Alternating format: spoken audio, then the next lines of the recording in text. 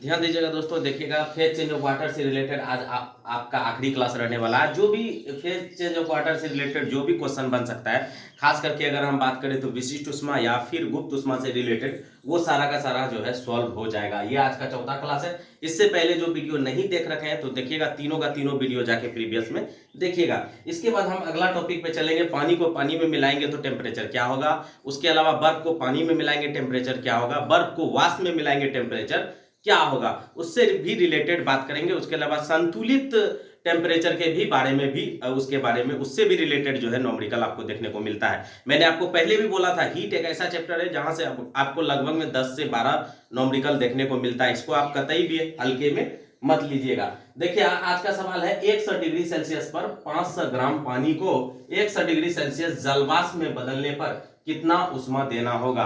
तो यहाँ पे देखिएगा जलवाष्प का बात बोला है, यहाँ पे देखेंगे टेम्परेचर चेंज नहीं हो रहा है। तो मैंने आपको सिंपल सा बोला था, जब भी टेम्परेचर चेंज नहीं हो तो आपको लगाना है m बराबर Q बराबर ml लगाना है। क्योंकि टेम्परेचर चेंज होगा तभी लगाना है Q बराबर ms डेल्टा टी। यहाँ पे टेम्परेचर चेंज नहीं हो रहा है, टेम्परेचर से सेम है, सिर्फ और सिर्फ क्या चेंज हो रहा है, फेज चेंज हो रहा है। याद रखिएगा, ये लिक्विड से लिक्विड कंडीशन से ये जो है गैस कंडीशन में जा रहा है। तो यहाँ Q बराबर ml, और यहाँ पे देखेंगे तो देख लीजिएगा L कितना होता है वाटर का, तो वाटर का L होता है 540। याद रखिएगा 540 होता है। अब आप इसको सॉल्व कर लीजिए, ये निकल के आ जाएगा कितना आपका, ये आपका 500 ग्राम दिया हुआ है और ये आपका L जो दिया है 540। इसको अगर आप सॉल्व करिएगा तो ये आपका निकल के आ जाएगा, कितना हो जाएगा, ये हो जाएगा 20 और इसका 3 जीरो इधर आप डाल दीजिए, यहाँ हो गया 27, यहाँ हो गया। अगर आप ये निकल के आ गया आपका कैलोरी, अगर कैलोरी ऑप्शन में नहीं दिया रखा, मैंने आपको पहले भी बोला था, अगर डाटा आपका लंबा दिखे, डाटा बहुत ज्यादा दिखे, तो आप हमेशा करिएगा इसको 3 जीरो हटा दीजिएगा,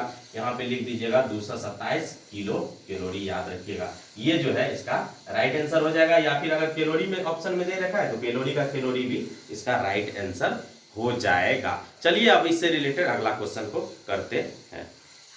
आज आपका देखिएगा ये दूसरा सवाल है। ये सवाल अगर आप बना लिए तो आपको जो है फेज चेंज ऑफ वाटर से रिलेटेड आपको एक भी न्यूमेरिकल नहीं छूटने वाला है, चाहे Q बराबर ml पूछे या Q बराबर जो है ms डेल्टा टी पूछे। आपका जो है सारा का सारा कॉन्सेप्ट यहाँ पे देखिएगा खुल के निकल कर सामने आ जाएगा। यहाँ पे देखेंगे 0 डिग्री सेल्सियस पर 100 ग्राम पानी को 150 डिग्री सेल्सियस जलवाष्प में बदलने के लिए कितना उष्मा का आवश्यकता होगा। ये लग रहा है छोटा सा क्वेश्चन है, डायरेक्ट चले जाएंगे, डायरेक्ट नहीं जाएंगे। देखिएगा इसमें क्या कॉन्सेप्ट यूज होने वाला है। मैंने आपको बोला था ग्राफिकल रिप्रेजेंटेशन में, आपको याद होगा जो लोग पहला क्लास देखे होंगे तो देखिएगा मैंने आपको बोला था 0 डिग्री सेल्सियस पर पानी रहता है, उसके बाद फिर जो है जब आप इसको लेके जाइएगा तो ये 100 डिग्री पर भी ये पानी रहता है, 100 डिग्री पर भी ये क्या है, पानी है, अभी तक ये पानी है। उसके अलावा यहाँ पे भी पानी है। उसके अलावा यहाँ पे अगर आप यहाँ से ऊपर जाएंगे तब जो है 100 डिग्री पर ये क्या होगा, जलवाष्प बनेगा। क्या होगा, 100 डिग्री पर ये जलवाष्प बनेगा। ये है क्या है, 100 डिग्री पे ये अब बन गया जलवाष्प। यहाँ देखिएगा कितना सारा यहाँ पे कॉन्सेप्ट यूज होगा। फिर जो है कि यहाँ से चेंज होगा, तो यहाँ देखिएगा पहले हम पानी से जो है पानी में कन्वर्ट करते हैं, पानी से पानी तक लाते हैं, टेम्परेचर चेंज हो रहा है, पानी से पानी तक लाएंगे, फिर जो है गुप्त उष्मा लगाकर जलवाष्प में बदलेंगे, फिर जो है विशिष्ट उष्मा लगाकर जो है सवाल को सॉल्व करने वाले हैं। तो यहाँ पे देखिएगा कितना सारा कॉन्सेप्ट लगने वाला है। तो यहाँ पे क्या लगेगा, जब टेम्परेचर चेंज दिखे तो Q1 इसको हम लिख देते हैं, तो ये निकल कर आ जाएगा ms डेल्टा टी निकल कर आ जाएगा। ठीक है, उसके अलावा चलिए Q2 में देखिएगा टेम्परेचर चेंज हो रहा है, नहीं हो रहा है, तो आपको मैंने बोला था Q2 यहाँ पे लगेगा ml, आपको बोला था, याद होगा Q2 मैंने आपको क्या बोला था, ml यूज होने वाला है। इसके अलावा इससे अगर ऊपर चलेंगे तो फिर यहाँ जो है 150 डिग्री जलवाष्प बोला है, तो टेम्परेचर यहाँ पे चेंज हो रहा है। अगर टेम्परेचर यहाँ पे चेंज हो रहा है तो यहाँ पे Q3 जो हो जाएगा ms डेल्टा टी फिर से निकलकर सामने आ जाएगा।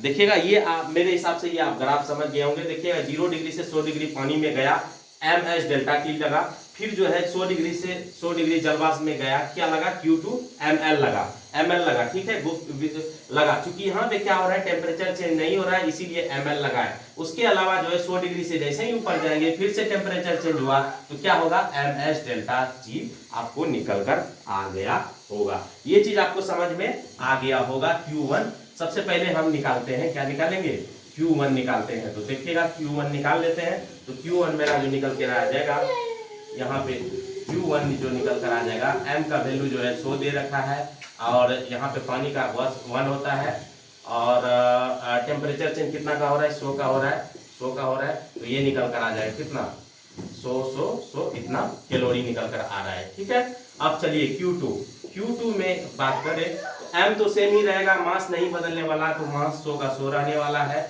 अब देखिएगा यहाँ पे पानी का मैंने क्या बोला था, पानी का मैंने गुप्त ऊष्मा कितना बोला था, तो पानी का मैंने बोला था 540 बोला था। तो याद रखिएगा ये हो जाएगा 54 पे 3 जीरो निकल कर आ जाएगा। इसके अलावा Q2 पे आते हैं। अब देखिएगा ये यहाँ तक पहुंच चुका है, यहाँ तक ये आ चुका है। अब देखिएगा ये कहाँ तक, जलवाष्प तक हम इसको पहुंचा दिए हैं। अब चलिए Q3 में क्या होगा, फिर से लगेगा MS डेल्टा टी। मैंने आपको बोला था MS डेल्टा टी लगेगा, क्योंकि 100 डिग्री टेम्परेचर से ऊपर जा रहा है, तो MS डेल्टा टी लगेगा। तो M तो मेरा सेम ही रहने वाला है, तो ये आ जाएगा 100 का 100, और S जलवाष्प का कितना बोले थे, याद करिएगा, जलवाष्प और बर्फ का S का वैल्यू कितना होता है, तो याद रखिएगा हाफ होता है।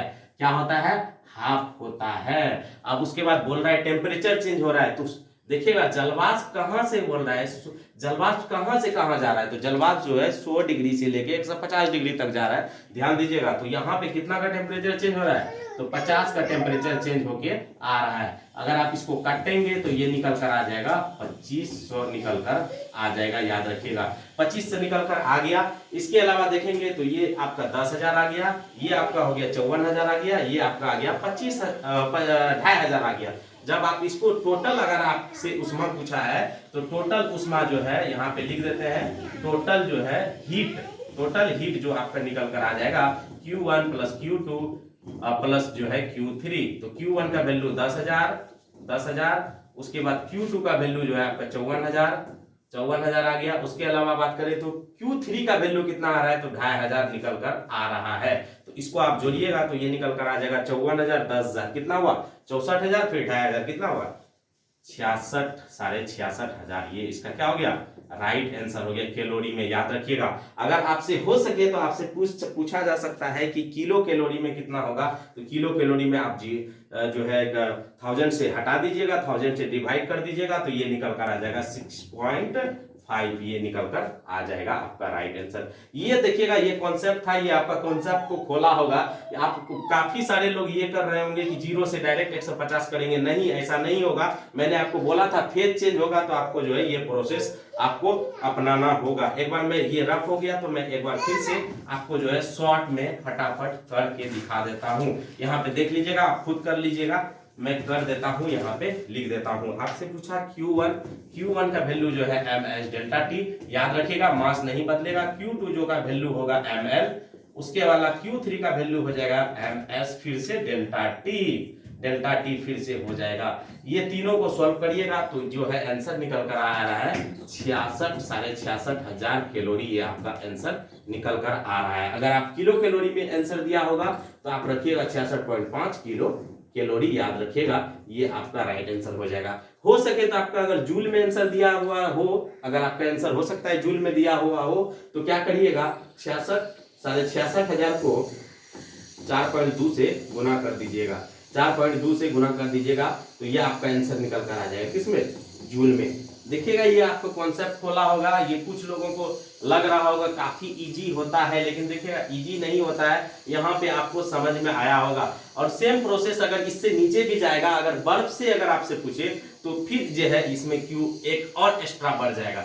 देखिएगा कॉन्सेप्ट यही रखना है आपको, चाहे बर्फ से डायरेक्ट वाष्प बने या फिर जो है जल से वाष्प बने, कॉन्सेप्ट आपको सेम ही यूज होगा। आपको प्रोसेस देखना है, इसीलिए मैंने बोला था शुरू में, आपको जोर दिया था कि ग्राफ आप याद रखिएगा। ये आपको बोला था याद रखिएगा, ये -10 डिग्री मान लीजिए, -10 डिग्री मान लीजिए, -10 डिग्री से ये 0 डिग्री गया, 0 डिग्री से फिर आपको बोला था 0 डिग्री गया, फिर आपको बोला था 0 से 100 डिग्री गया, याद रखिएगा मैंने बोला था, फिर 100 डिग्री से आपको बोला था 100 डिग्री गया, फिर आपको बोला था 100 डिग्री से ऊपर गया, तो ये क्या हो गया, यहाँ से ठोस से जाते जाते क्या हो गया, गैस बन गया। यही था phase change of water. Phase change of water का क्लास यहाँ से द एंड होता है। अब जो अगला जो हम टॉपिक पढ़ने वाले हैं मैं आपको बता देता हूँ। यहाँ पे पढ़ने वाले हैं पानी को पानी में मिलाएंगे तो टेम्परेचर क्या होगा, पानी को पानी में मिलाएंगे टेम्परेचर उसके बारे में पढ़ेंगे, बर्फ को पानी में मिलाएंगे टेम्परेचर क्या होगा, बर्फ को उष्मा में मिलाएंगे तो टेम्परेचर क्या होगा, संतुलन टेम्परेचर क्या होगा। इससे सारे से रिलेटेड आपको कहीं ना कहीं एक आध क्वेश्चन देखने को मिल सकता है, क्योंकि देखिएगा मैंने आपको बोला था लगभग में 10 से 12 नंबर का वेटेज रहता है हीट चैप्टर से। तो हीट चैप्टर को आप कतई भी हल्के में मत लीजिएगा, ये जो है आपका मेरिट बनाने में काफी ज्यादा हेल्प करेगा, क्योंकि हीट चैप्टर को काफी लोग इग्नोर करते हैं, आपको इग्नोर नहीं करना है। मेरे साथ बने रहिए, जीरो से हाई लेवल तक इसी तरह का कॉन्सेप्ट को मैं आपको सिखाता रहूंगा। Bye bye, take care, have a nice day. जल्द ही क्लास लेकर आऊंगा। जय हिंद।